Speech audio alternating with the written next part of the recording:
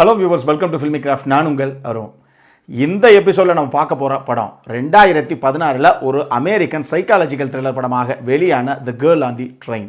இப்போ இந்த படத்துடைய ஒன்லைன் ஸ்டோரி என்ன அப்படின்னு நம்ம பார்த்துடலாம். ஏற்கனவே லைஃப்பில் பல பிரச்சனை, இதன் காரணமாக 24 மணி நேரமும் குடிச்சிக்கிட்டே தெரிகிற படத்துடைய கதாநாயகி ஒரு தருணத்தில் ஒரு பொண்ணை காணா, ஆனால் அந்த பொண்ணு மாயமானதுக்கும் உங்களுக்கும் ஏதோ சம்பந்தம் இருக்குது அப்படின்னு நாங்கள் சந்தேகப்படுறோம் அப்படின்னு சொல்லி இவங்ககிட்டயே வந்து நிற்கிது போலீஸ்.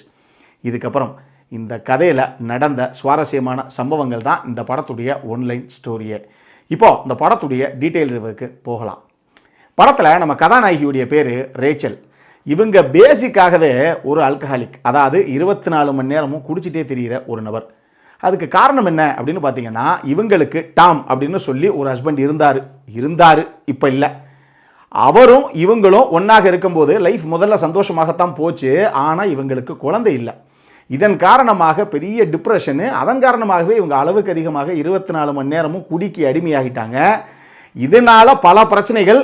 இது பத்தாததுக்கு என்னுடைய பாஸுடைய வீட்டில் ஒரு ஃபங்க்ஷனு, ஒரு பார்ட்டின்னு சொல்லி உன்னை கூப்பிட்டு போனேன். அங்கேயும் போய் நீ குடிச்சிட்டு கலாட்டா பண்ணி பெரிய அமகலம் பண்ணிட்டேன். இதன் காரணமாக என் வேலையே போச்சு, உங்க கூட நான் இருக்கவே மாட்டேன் அப்படின்னு சொல்லி இவருடைய வீட்டுக்காரர் கடைசியாக இவங்களை விட்டுட்டு போயிட்டார். இப்போ சும்மா போனாலும் பரவாயில்ல, போன மனுஷன் ஆனா அப்படின்னு சொல்லி ஒரு பொண்ணை கல்யாணம் பண்ணிக்கிட்டாரு. இப்போ டாமுக்கும், யார் இவங்களுடைய ஹஸ்பண்டான டாமுக்கும் அந்த ஆனாவுக்கும் ஒரு சின்ன கை குழந்தையும் இருக்கு. இவங்களுக்கு பேசிக்காக ஒரு ஃப்ரெண்டு ஒருத்தவங்க இருக்காங்க. அந்த ஃப்ரெண்டு கிட்ட நான் நியூயார்க் சிட்டிக்கு டெய்லி ட்ரெயினில் போயிட்டு வர்றேன் அப்படின்னு இவங்க சொல்கிறாங்க.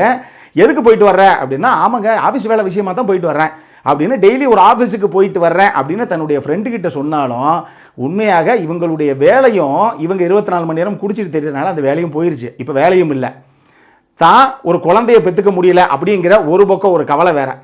ஆனாலும் அந்த நியூயார்க் சிட்டிக்கு அந்த ட்ரெயினை பிடிச்சி டெய்லி போயிட்டு வந்துக்கிட்டே இருக்காங்க. அப்படி எதுக்குடா டெய்லி போதும் நம்ம காரணமே இல்லாமல் அப்படின்னா, அதில் ஒரு உள்குத்து இருக்குது. என்ன விஷயம் அப்படின்னு கேட்டிங்கன்னா, அந்த ஆன் த வே இருக்கு இல்லையா, அந்த ட்ரெயின் போயிட்டு வர்ற அந்த பாதையில் ட்ராக்கை ஒட்டி ஆன் த வேல தான் இவங்களுடைய முன்னாள் ஹஸ்பண்ட் அந்த டாமுடைய வீடு இருக்குது. ஸோ ட்ரெயினில் உட்காந்த மணியமே போகும்போது லெஃப்ட் சைடில் ட்ராக்கு பக்கத்தில் பார்த்தோம்னா, ட்ராக்லேருந்து ஒரு 50 மீட்டர் தூரத்திலேயே அவருடைய வீடு இருக்குது. அவரும் சரி, அவருடைய இன்னாள் மனைவி ஆனாவும் சரி, அந்த குழந்தையும் சரி, இவங்கெல்லாம் எப்படி டைமை ஸ்பெண்ட் பண்ணுறாங்க அப்படிங்கிறத ஒரு பக்கம் பார்த்துக்கிட்டே போகிறாங்க நம்மளுடைய கதாநாயகி. இதுக்கு தான் அந்த ட்ரெயின் போயிட்டு வர்றது. இதில் இன்னொரு விஷயம் என்ன அப்படின்னா, தன்னுடைய முன்னாள் கணவர் டாமுடைய வீட்டு பக்கத்திலேயே இன்னொரு கப்பலும் இருக்காங்க. அவங்களுடைய பேர் ஸ்காட் அண்ட் மேகன். இதில் அந்த மேகன் பொண்ணு ஒரு நாள் இதே மாதிரி ட்ரெயினில் நம்ம கதாநாயகி போயிட்டு வரும்போது, அந்த மேகன் பொண்ணு அவங்களுடைய வீட்டு பால்கனியில் வேற ஒரு ஆணோட முத்தங்களை பரிமாறிக்கிற மாதிரி ஒரு விஷயத்தையும் இவங்க பார்க்குறாங்க. இவங்களுக்கு பெரிய ஷாக்கு.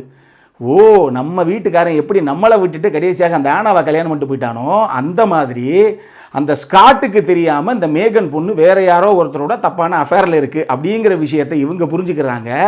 இதில் இன்னொரு விஷயம் என்னென்னா, அந்த மேகன் பொண்ணு தன்னுடைய முன்னாள் கணவர் டாமுடைய வீட்டில் பேபி சிட்டராக இருக்கக்கூடிய ஒரு லேடி. இப்போ இவ்வளவு சம்பவங்களையும் டெய்லி ட்ரெயினில் போகும்போது பார்த்துக்கிட்டே வர்றது தான் இவங்களுடைய வேலை. ஆனால் ஒரு நாள் திடீர்னு ஒரு நாள் போலீஸ் இவங்க வீட்டுக்கு வந்து, இங்கே பாருங்க அந்த மேகன் பொண்ணு ஆளை காணோம், அவள் எங்கே போனானே தெரியல. அவங்களுடைய ஹஸ்பண்ட் கேஸ் கொடுத்து கடைசியாக அந்த பொண்ணை யாருமே பார்க்கல, வெள்ளிக்கிழமை சாயங்காலத்துக்கு அப்புறம் அந்த பொண்ணு எங்கே போச்சுன்னே தெரியல அப்படிங்கிற மாதிரி பெரிய பரபரப்பாயிருச்சு. இப்போ கேஸை கையில் எடுத்து நாங்கள் விசாரிக்கிறோம். ஆனால் அந்த பொண்ணுடைய வீட்டு நெய்பர்ஸ் எல்லாருமே வெள்ளிக்கிழமை சாயங்காலம் குடிச்சிட்டு நீங்கள் தான் அந்த ரோட்டில் அங்கிட்டு உலாத்திட்டு இருந்ததாக பல பேர் பார்த்து சொன்னாங்க. அதனால எங்களுடைய பிரைம் சஸ்பெக்டாக நீங்கள் தான் இருக்கீங்க, உண்மையை சொல்லுங்கள், அந்த மேகன் பொண்ணுக்கு என்னாச்சு அப்படின்னு நம்ம கதாநாயகிட்ட வந்து நிற்கிறாங்க. இவங்களை பொறுத்தளவுக்கு, சார் நான் அவ்வளோ ஒருத்தெல்லாம் கிடையாது, நீங்கள் வேற, நான் வேறு விஷயத்துக்காக போனேன் சார். உன்னை எதுக்காக போனீங்க அப்படின்னா, இந்த அம்மா எதுக்காக வழக்கமாக அங்கே போகும்னா, அந்த கணவரும் அவங்களுடைய இன்னாள் மனைவி ஆனாவும் எப்படி இருக்காங்கங்கிறத ட்ரெயினில் பார்க்குறாங்க இல்லையா. சில டைமில் அந்த வீட்டுக்கே போய் பிரச்சனை பண்ணுறது, என்னை விட்டுட்டு கடைசியில் இவ கூட வந்து சந்தோஷமாக இருக்க அப்படின்னு. அப்பப்போ ஏதாவது இந்த மாதிரி சம்பவமும் நடக்கும் இவங்களுடைய லைஃப்பில். அதுக்குத்தான் நான் போனேன், அதுக்கும் எனக்கும் அந்த மேகனுக்கும் சம்பந்தமே கிடையாது அப்படிங்கிற மாதிரி இவங்க சொல்ல போக, அடுத்தடுத்து இந்த கதையில் நடந்த சுவாரஸ்யமான மர்மங்கள் தான் இந்த படத்துடைய மொத்த கதையை. இந்த படத்தை பொறுத்தளவுக்கு எனக்கு ரொம்ப ரொம்ப பிடிச்ச விஷயங்கள் என்ன அப்படின்னா, முதல்ல அந்த படத்துடைய எடிட்டர்ஸ் ஒர்க்கு கண்டிப்பாக சொல்லணும். மைக்கேல் அண்ட் ஆண்ட்ரியூ 2 பேரும் சேர்ந்து அந்த படத்தை கட் பண்ணது வேற லெவல் எடிட்டிங். இது இந்த படத்தை நார்மலாக ஒரு நல்ல ஸ்லோ பர்னிங் த்ரில்லர் படம், செம்மையான ஒரு த்ரில்லர் படம் அடித்து நான் சொல்லுவேன். அந்த மாதிரி ஒரு படம் பார்க்கணும் அப்படின்னா இந்த படத்தை நீங்கள் ஒரு தடவை பார்த்தா போதும். எடிட்டராக யாரெல்லாம் அப்கமிங் எடிட்டர்ஸ் ஆக இன்னும் நிறைய ட்ரை பண்ணிட்டு இருக்கீங்களோ அவங்க எல்லாரும் இந்த படத்தை 2வது தடவை பார்க்கணும். எடிட்டர் சீன் பிளேஸ்மெண்ட் எப்படி பண்ணியிருக்காருன்னு பாருங்கள். ஒரு ஷாட்டையும் ஒரு சீனையும் அவர் நரேட் பண்ண விதம், டைரக்டர் எடுத்தது ஒரு கதை அப்படின்னா இவர் சீனை பிளேஸ் பண்ணி கதையை நகர்த்துற விதம் வேற மாதிரி பண்ணியிருக்காங்க 2 எடிட்டர்ஸும். அவ்வளவு பிரில்லியண்டான கட்ஸு. செகண்ட் டைம் பார்க்கும்போதெல்லாம் ஆமாம் முதல்ல இதை காமிச்சாங்கல்ல, முதல்ல 1/2 மணி நேரத்துக்கு ஒன்றும் பெருசாக புரியாத மாதிரி போச்சு, செகண்ட் டைம் பார்க்கும்போது தான் ஏன் தெரியுது, முதல்ல இவ்வளோ டீட்டெயிலிங் கொடுத்துருக்காங்க, நமக்கு தான் புரியலை ஃபஸ்ட் டைம்ங்கிறனால அப்படிங்கிற ஒரு ஃபீல் வருது. அந்தளவுக்கு பர்ஃபெக்டான எடிட்டிங்கு, வேறு லெவலில் இருக்குது கட்ஸு எல்லாமே. படத்தில் 2வது எனக்கு ரொம்ப பிடிச்ச விஷயம் 3 பேருடைய பர்ஃபார்மன்ஸு.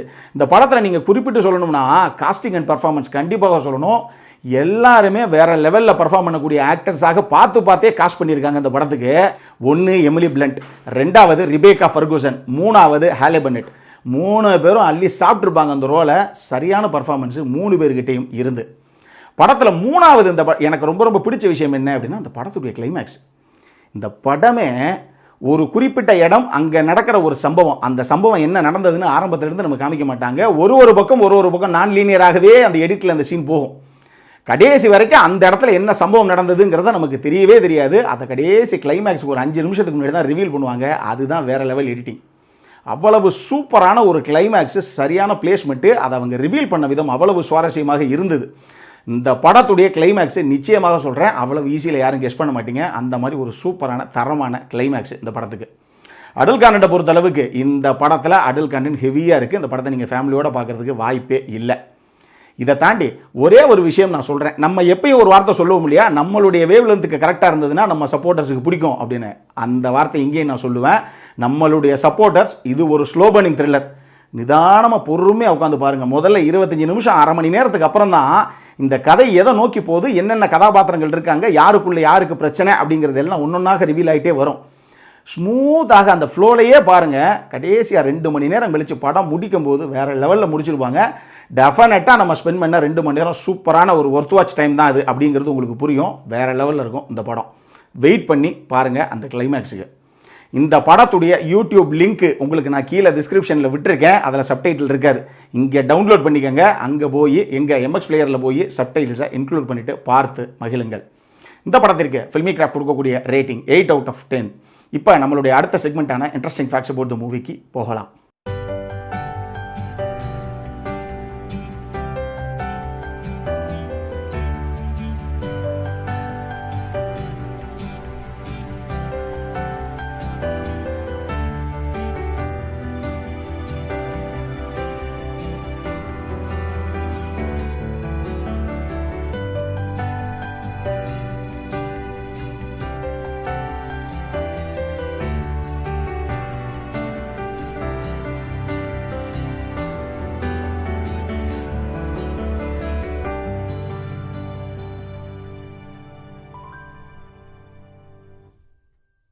இந்த வீடியோ பிடிச்சிருந்ததுன்னா லைக் பண்ணுங்கள். ரொம்ப பிடிச்சிருந்ததுன்னா உங்கள் ஃப்ரெண்ட்ஸ் எல்லாத்துக்கும் ஷேர் பண்ணுங்கள்.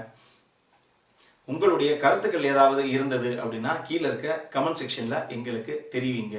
வீடியோவை க்ளோஸ் பண்ணுறதுக்கு முன்னாடி சப்ஸ்கிரைப் பண்ணுங்கள். சப்ஸ்கிரைப் பண்ணும்போது பக்கத்தில் இருக்க நோட்டிஃபிகேஷன் பெல் ஐக்கானையும் கிளிக் பண்ணுங்கள். அப்போ தான் எங்களுடைய வீடியோஸ் எல்லாம் உங்களை ஆன் டைம் வந்து சேரும். இதே மாதிரி இன்னொரு வீடியோவோட அடுத்த முறை உங்களை சந்திக்கிற வரைக்கும் it is Arun signing off. By.